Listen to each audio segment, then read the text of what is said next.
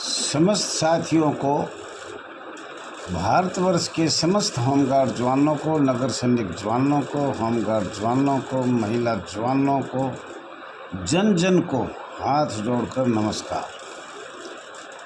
साथियों, वैसे तो हमें कुछ नहीं कहना चाहिए, क्या कहें। उड़ीसा से फ़ोन आया, एक हरियाणा से भी आया। हरियाणा के मोबाइल नंबर भी मैं बताऊंगा। बोले मुझे भर्ती के लिए 1.5 लाख रुपए ले लिए, दैया जी कुछ करो। मुझ दैया जी क्या करेगा, दैया जी के सामने लिया ना दिया ना, किसने लिया कम लिया, स्टाम्प में लिख के भेज। झूठ है सच है, मैं इसकी इंक्वायरी नहीं कर सकता। महेंद्रगढ़ जिला का था, मोबाइल नंबर हमारे पास आ गए हैं, तो अगर वो हमारे पास भेजता है तो हम आपको ज़रूर बताएंगे। दूसरा एक उड़ीसा का आया, बोला मेरी बहन गुड़गांव में शादीशुदा है, ये है वो है, कोई बच्चा हुआ तो फिर मैं क्या करूं। बोले वो हरियाणा में एरियल क्यों नहीं मिल रहा, मिलेगा। हमने दिल्ली में केस लड़ा है, वहाँ उड़ीसा वालों ने। अरे भैया नहीं मिलेगा। मैं बोला ये हाथ जोड़े, मैं माफ़ी चाहता हूँ, मेरे सिर में दर्द मत करो, मैं फ्री का अध्यक्ष हूँ, तो तुम्हारे लिए समय ख़राब नहीं करूँगा। मेरा समय ख़राब हो रहा है। जिन लोगों ने हाई कोर्ट और सुप्रीम कोर्ट में याचिका डाली थी वेतन की, उनको मिलेगा। बाकी किसी ने नहीं डाला, सरकार ने वेतन बढ़ाया है तो उसको नहीं मिलेगा।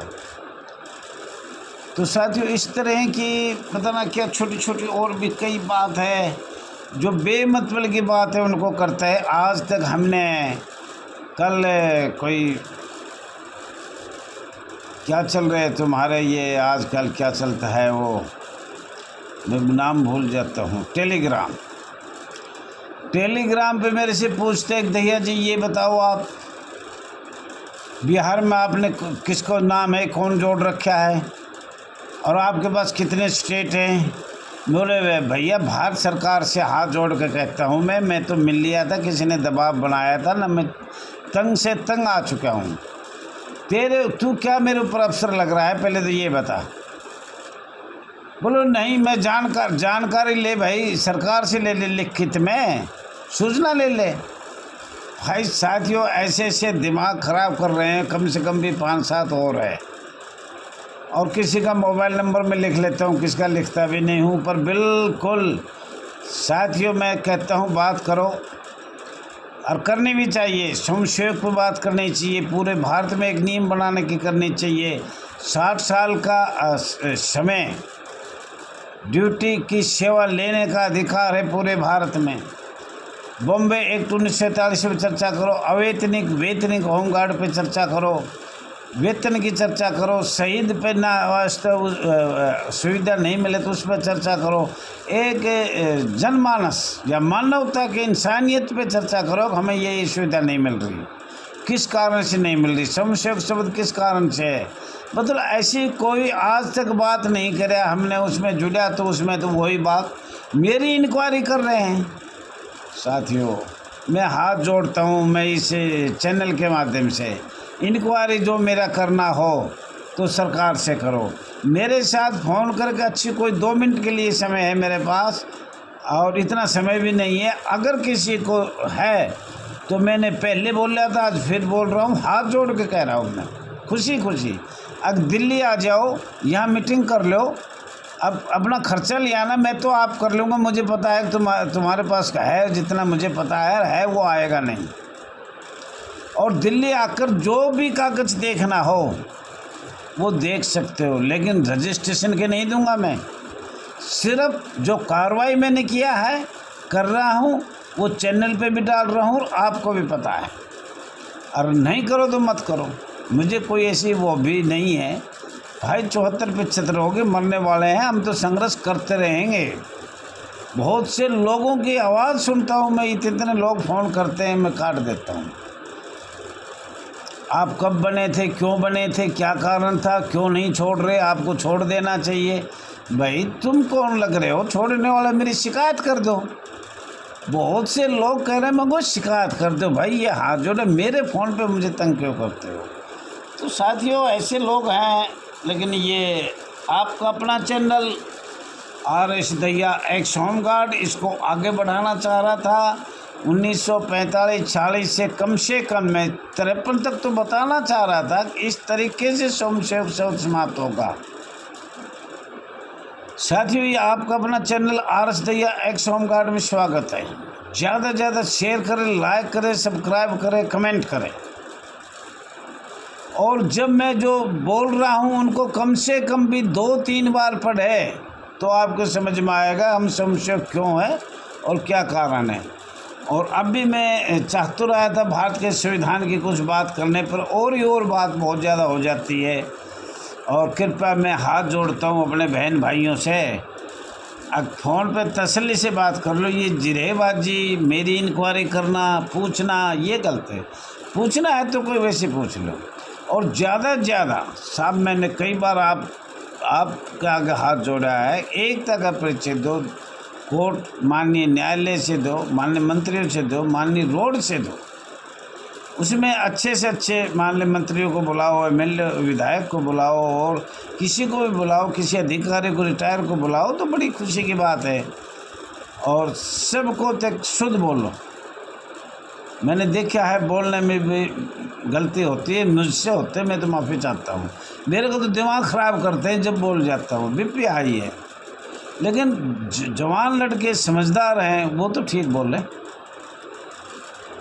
अब BP भी इन्होंने किया है हर एक बात में, जबकि मैं सब कुछ चैनल को देखता नहीं पढ़ता है।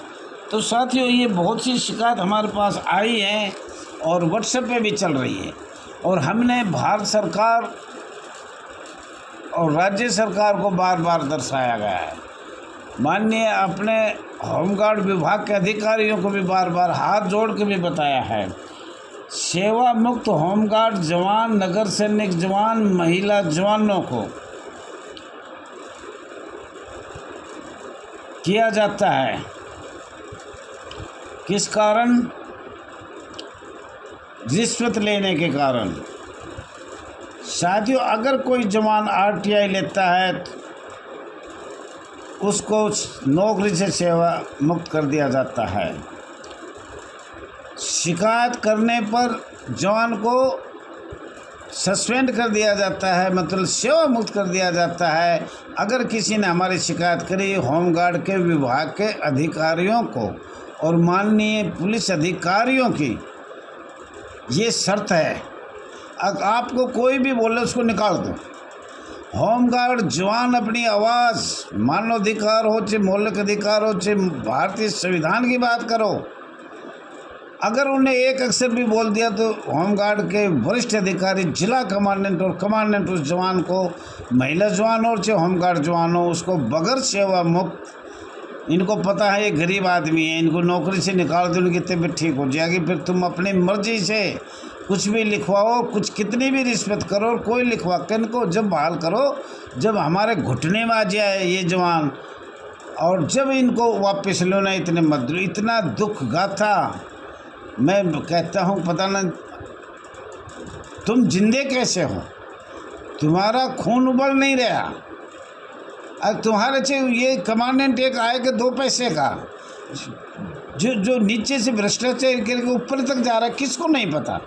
जो रिश्वत लेता है वो ऊपर तक नहीं जा रहा। आपकी तो दोनों सरकारों में जा रहा है, राज्य सरकार की तो एक ही जगह जाता है, आपकी तो दोनों सरकार खूब पैसे मोटे खा रहे हैं, कई लाखों रुपए जाते हैं। अगर एक कमांडेंट पैसा लेकर बैठ जाएगा, जो बार बार हमारे पर शिकायत आ रही है, सबको पता है, सभी पूरी सरकार को पता है, पर इनकी बंदयानी होती है कैसे भी करें। गाड़ी, तहसील, थाना, बिजली बोर्ड, ये ऐसे लेखपाल उत्तर प्रदेश का, तहसील में 800 रुपये ले लिए, ये दो। और तहसील में तो यही हाल है, तहसील जाओ, थाना जाओ, बिजली बोर्ड जाओ, कहीं भी जाओ, बगैर रिश्वत कोई काम ही नहीं हो रहा। तो साथियों, शिकायत करना भी खतरे की घंटी है, नौकरी चली जाएगी। मैं आपसे हाथ जोड़ के बता रहा हूँ। भर्ती पर रिश्वत, मनमर्जी रिश्वत, रोटेशन पर रिश्वत, मनमर्जी रिश्वत, बॉन्ड फार्म भरने पर रिश्वत, मर्जी की रिश्वत, नामांकन, री इनरोलमेंट, किट जमा करना और दोबारा लेना तो बहुत मोटी रिश्वत। 1 साल के पैसे दिए जाते हैं। जितना वेतन बढ़ता है उतना वेतन आधा तो पहले अधिकारी ही ले लेते हैं। और हमने बार बार ये कहा है, माननीय निष्पक्ष जांच सीबीआई द्वारा किया जाए और इस महकमे पुलिस के द्वारा नहीं। इस महकमों को छोड़ो, होमगार्ड और माननीय सीबीआई द्वारा किया जाए या दूसरे महकमे से किया जाए, दूसरा महकमा से किया जाए। क्यों मोटी रकम जाती है तो ये उनको पैसा दे देता है। पहले भी हरियाणा का केस था, 2-2 लाख में भर्ती कराया और बोले कोई भर्ती ना हो। दोबारी तिबारी कराया, जब पता लगा उन लोगों को हटवाया और वो पहले लोग लगाए गए। 3-3 लाख 4-4 लाख रुपए हर स्टेट में भर्ती हो रही है। और प्रमाण दिया हमने भाई, ज़बरदस्ती होमगार्ड जवानों के लिए 12 घंटे ड्यूटी करवा रहे हैं। अगर 12 घंटे ड्यूटी नहीं करी तो उस जवान को घर भेज देगा, सस्पेंड कर देगा। कोई न नोटिस होगा न कोई बताया जाएगा। एक कहेगा कल से घर मत आना, हमने नोटिस चिपका दिया था, जिसका कोई अर्थ भी नहीं है। लेकिन वो कहेंगे 12 घंटे की ड्यूटी करनी है तो जिला कमांडेंट और कमांडेंट ये कहेगा ठीक है, जहाँ 3 जवानों की ज़रूरत है वहाँ 2 जवान ड्यूटी कर रहे हैं। और ये कई बार मैंने ये कहा है कि भाई इसकी इंक्वायरी तो किया जाए, पॉइंट पे जाकर तो देखा जाए ये। लेकिन पॉइंट पे कोई नहीं जाएगा, 2 जवानों से ड्यूटी करवाया जा रहा है। और फिर अगर हम ये कहें कि भाई वेतन चाहिए, वेतन मिलेगा 6 महीने में। अगर हमारा जवान शहीद होगा तो आर्थिक सहायता मिलता ही नहीं है बगैर कोर्ट रोड पोस्टमास्टर करने पर। अगर कोई, हमने बार बार कहा है न्यायालय में नहीं जाना पड़े, हमें आर्थिक सहायता जो कर रखी वो दिया जाए। साथियों, ये आपको कुछ ये हमने बात बताई और कोई शायद हो सकता है कोई छूट भी गया होगा। साथियों, मरने के अलावा जहाँ मरने की जगह हो, जैसे कोरोना में सब भेज दिए। अब इस युद्ध पे विंग बॉर्डर इधर उधर बोले तुम तो जवान हो। जब इनको काम लेना हो जिला कमांडेंट और कमांडेंट को, सरकार को, भारत सरकार, राज्य सरकार को, तो तुम जवान हो। और जब हम कोई शर्त करें, सेवा करें, मांगे ये हम मानव अधिकार के ये मौलिक अधिकार है, तो भाई तुम स्वयंसेवक हो। ये हाल है साथियों। इसके अलावा क्या क्या बताया जाए, बताना तो बहुत कुछ था मेरे को। माननीय उच्चतम न्यायालय उद्घाटन पुरानी संसद के नरेंद्र मंडल में, जहाँ 1937 से 1950 तक भारतीय संघ न्यायालय या भारत संघीय न्यायालय 12 वर्षों तक कार्यरत था। और माननीय सर्वोच्च न्यायालय 1950 में बनाया गया। साथियों, इस बात पे हमने कुछ बात करनी थी। संघीय न्यायालय क्या होता है, उच्चतम न्यायालय क्या होता है, और ये कितने प्रकार के न्यायालय हैं। लेकिन समय हो गया, सभी से हाथ जोड़ के माफ़ी है। मैं तो बार बार कहता हूँ, एकता का परिचय दो, पूरा भारत दो, मिल के दो, सबसे फ़ोन करो, अच्छी बात करो। और दहिया जी से ख़ास बात करो, तो मेरी इंक्वायरी मत करो। पूछना है तो पूछ लो, तुम्हें मुझे शिकायत करना है तो आप जाइए, खूब शिकायत करिए। धन्यवाद साथी, धन्यवाद।